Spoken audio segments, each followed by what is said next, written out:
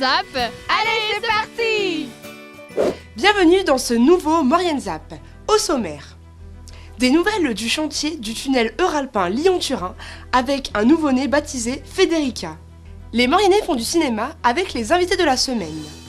Puis on terminera cette émission avec un sujet glaçant dans la station de ski de Valloire et sans oublier l'agenda de la semaine.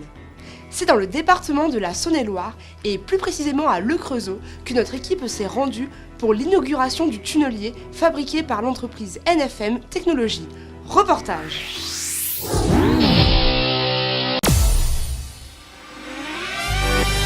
Bienvenue dans la zone d'activité Harfleur 2000 dans la ville de Le Creusot où nous allons assister à l'inauguration du futur tunnelier de la descendrie de Saint-Martin-la-Porte. C'est parti!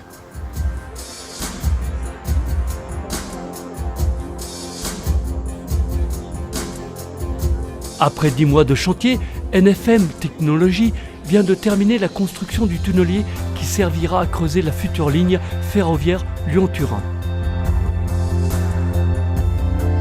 Pour cette inauguration, de nombreuses personnalités étaient présentes, dont le directeur général de TELT, Mario Virano.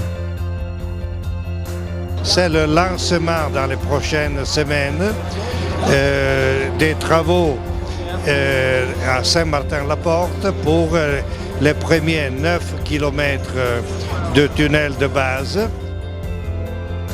Ce tunnelier de 12 mètres de diamètre, 135 mètres de long et plus de 2400 tonnes. Il avancera d'environ 400 mètres par mois.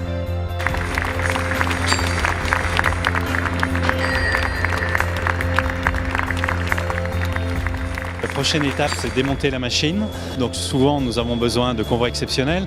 Donc le premier transport aura lieu fin janvier et nous recommençons au mois de mars où nous transporterons les gros composants que sont les boucliers, la tête de coupe et le backup de la machine. Donc nous aurons tout transporté à peu près début avril. Le commencement des travaux définitifs le long de tout le tracé sont prévus commencement 2018 et la fin 2029. Rendez-vous pour la prochaine étape, pour la mise en place du tunnelier à Saint-Martin-la-Porte.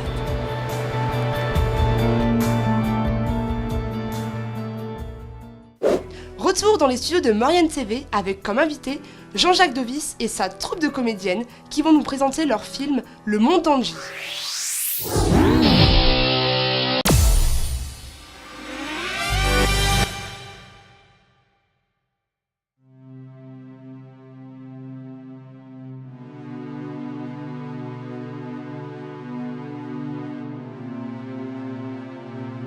Cela n'avait duré qu'une fraction de seconde.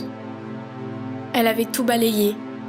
Elle nous avait tout pris, la grande catastrophe. Depuis, on doit avancer, toujours avancer. Les ombres nous suivent et elles n'attendent qu'une seule chose, que nous abandonnions pour nous faire disparaître. Bonjour et bienvenue. Aujourd'hui, nous recevons Jean-Jacques Dovis et son équipe venus nous présenter Le Monde d'Angie, leur nouveau court-métrage. Jean-Jacques, bonjour. Bonjour. Le Monde d'Angie est votre deuxième court-métrage. Est-ce que vous pouvez nous le présenter, nous raconter un petit peu d'où vous est venue cette idée ? Donc Le Monde d'Angie, c'est un court-métrage qui raconte l'histoire, la rencontre entre deux jeunes filles, une grande et une petite, dans un monde dévasté après une catastrophe dont on ne sait pas grand-chose finalement. Et le court-métrage raconte l'histoire de cette rencontre et comment cette grande qui vient aider une petite va finalement se retrouver dans la situation inverse. Voilà. Donc vous étiez venu nous voir il y a 1 an et c'est là que vous avez commencé à avoir cette idée. Est-ce que du coup ça veut dire qu'il vous a fallu 1 an pour passer de l'écriture à la réalisation ? Oui, c'est ça. D'abord l'écriture du scénario, le faire lire un peu aux acteurs parce qu'ils étaient impliqués dès le départ, la réalisation du storyboard Et ensuite, à partir de janvier, la quête des costumes, des décors, la campagne sur Ulule de crowdfunding pour rentrer des fonds, parce que faire un film, ça coûte cher. La grande nouveauté par rapport à Kazoo, c'est qu'on a un musicien qui nous a composé la musique. Donc là, ça a été aussi des rencontres avec le musicien, lui expliquer un petit peu ce que je voulais. L'idée, c'était d'un thème qui revienne dans le film. Ensuite, il y a eu le tournage, proprement dit. Ça s'est passé pendant les vacances de Pâques 2015 et puis un petit peu au début de l'été. Et puis le montage, la post-synchronisation, les trucages.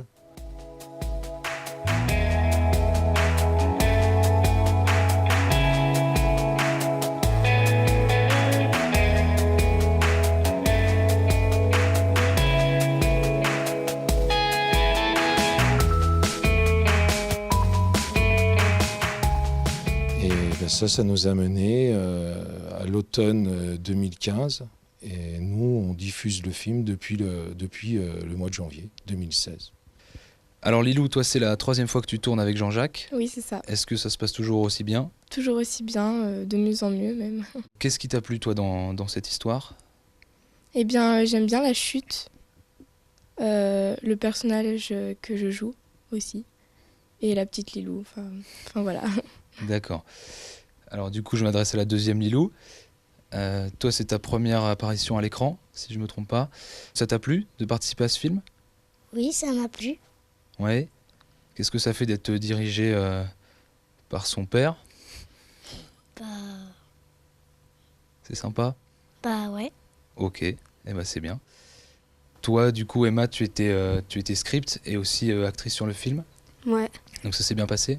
Ouais, moi je fais plutôt le script parce que j'avais un assez petit rôle, c'est pour ça. Mais j'aime bien être script. D'accord. Du coup, je reviens vers vous, Jean-Jacques, au niveau de la diffusion et des futurs projets, où est-ce que ça en est? Alors, Le Monde d'Angie va être diffusé au Dôme Cinéma à Albertville le 30 janvier dans le cadre de l'écran ouvert. Donc l'écran ouvert, c'est une diffusion de courts-métrages réalisés dans la région, dans le secteur d'Albertville. Alors ça peut être des courts-métrages, des premiers courts-métrages et des choses qui commencent à être assez élaborées.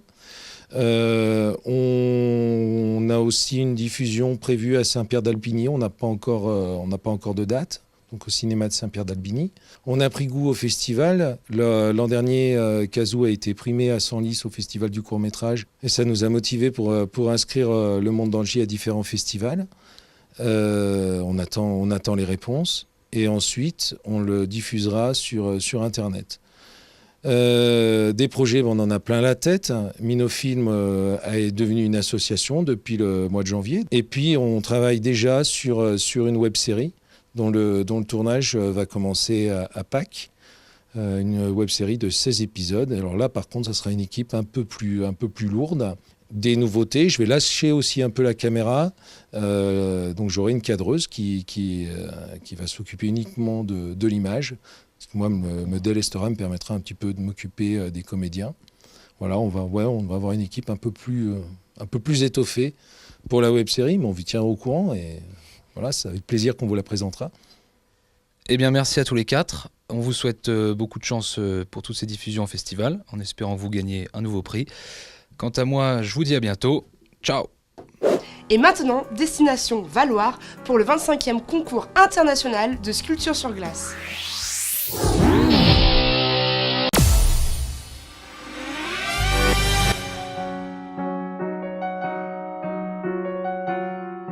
Du mardi 12 au vendredi 15 janvier avait lieu le concours de sculpture sur glace à Valloire, au lieu-dit Le Vernis.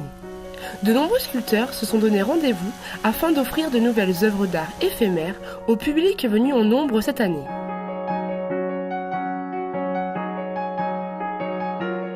Alors c'est la 25e édition, donc ce concours a succédé, enfin a complété les sculptures sur neige, qui elle existe depuis 33 ans. Cette année ça sera la 33e. Et puis bien l'intérêt c'est de dynamiser Valloire et la station pendant une période qui est un peu creuse quand même, le mois de janvier. Alors au début, il y avait une dizaine de sculpteurs et on le faisait dans un petit endroit.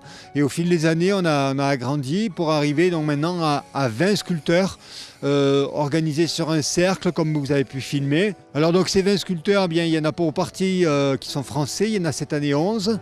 Et il y a 9 étrangers donc, qui sont sélectionnés sur des projets qui doivent envoyer vers le mois de novembre, vers le 15 novembre. Et on les sélectionne sur l'intérêt, il n'y a pas de thème. Donc le spectacle, lui, a un thème. Cette année, c'est le western. Mais par contre, les œuvres, elles sont complètement libres. Et elles sont sélectionnées selon leur intérêt artistique, leur audace. Parce que bon, en glace, plus on va... Si on fait une boule, c'est sûr que c'est difficile à faire, mais en termes de gravité, c'est pas dur. Par contre, si on fait quelque chose de très élancé ou très en porte-à-faux, c'est plus compliqué. Et donc on les sélectionne aussi sur ça, sur la qualité artistique, la beauté du trait, du geste, tout ça. Et bien entendu, la sculpture sur glace est complètement liée à la météo. Alors avec ce qu'on vient de vivre cet hiver, ça a été vraiment une limite. Donc le temps s'est mis au froid il y a quelques jours. Et jusque-là, il a fait extrêmement doux. Il a plu, le site où nous sommes, il y avait vraiment de l'eau. On marchait dans l'eau jusqu'en début de semaine. Et au fur et à mesure des jours, on a eu du froid, de la neige pour arriver aujourd'hui à une température, à une ambiance vraiment excellente. André Marastoni est un habitué de ce concours international. Ce projet qui lui tient tant à cœur nécessite de nombreuses heures de travail, de jour comme de nuit. Pour beaucoup, on a aussi travaillé la nuit, quoi. Moi, ce matin, j'ai fini à 3h. Alors la bâche, elle a un intérêt essentiel par rapport au fait qu'aujourd'hui, vous voyez, on a de la chance aussi, il fait soleil. Et que le soleil, en fait, il a un effet assez négatif sur la glace. Parce qu'en fait, si vous prenez un glaçon, vous le mettez à l'ombre ou dans le pastis, il va fondre tranquillement. Alors que si vous mettez ce même glaçon au soleil, en fait, il va pas fondre, il va se stratifier, c'est-à-dire que le rayonnement solaire dans la glace va faire en sorte que la glace va se stratifier et au lieu de fondre, en fait, elle va s'écrouler. Donc comme on tient quand même à ce que ce soit visible à un moment, que ça ne s'écroule pas trop vite, donc on bâche pour ça essentiellement. Aujourd'hui, c'est le grand jour, c'est l'apothéose, c'est le final. Donc il y a un jury qui doit passer à 3h, qui va donc évaluer l'ensemble des sculptures. Donc à 3h, tout le monde aura débâché, on aura un peu nettoyé notre coin. Et ensuite, il y a une remise des prix qui se fera sur le podium à côté, suivi d'un spectacle son et lumière assez intéressant d'ailleurs, avec un feu d'artifice pour clore le tout.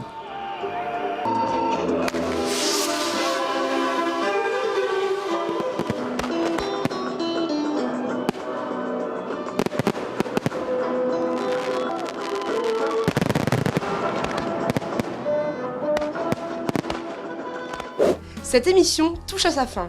Allez, agenda. Ciao. Mercredi 27 janvier, dernier rendez-vous pour l'heure du conte à l'espace culturel de Saint-Jean-de-Maurienne à 16h. Cette séance est accessible aux enfants à partir de 3 ans. Pour les tout petits, de 0 à 3 ans, une séance bébé lecteur deviendra grand est organisée le samedi 30 janvier à 10h30. Pour vous inscrire, contactez le 07 87 33 58 69. Les 30 et 31 janvier, rendez-vous à la Jarrienne des Cimes pour la 8e édition sur la commune de Jarrier. Au programme, de la bonne humeur, de la convivialité, mais aussi de nombreuses activités comme des itinéraires en raquettes ou en ski de rando, une tyrolienne des neiges, un challenge ludique ou encore des parcours d'orientation. Pour plus d'informations, rendez-vous sur le site internet jarriennedescimes.com. N'hésitez pas à faire vos remarques et à nous suivre sur les réseaux sociaux.